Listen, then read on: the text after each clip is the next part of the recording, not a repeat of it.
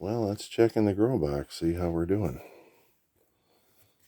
Alright, well, the cilantro didn't seem to enjoy the 12 hours of light.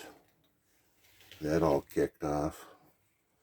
But the basil is doing very well. I harvested the celery, and that should grow back and make more.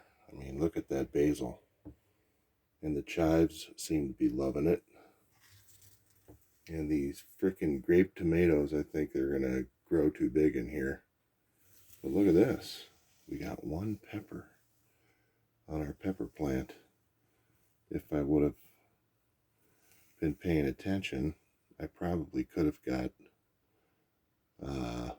more off of that because it had a ton of flowers, but I didn't pollinate it very well.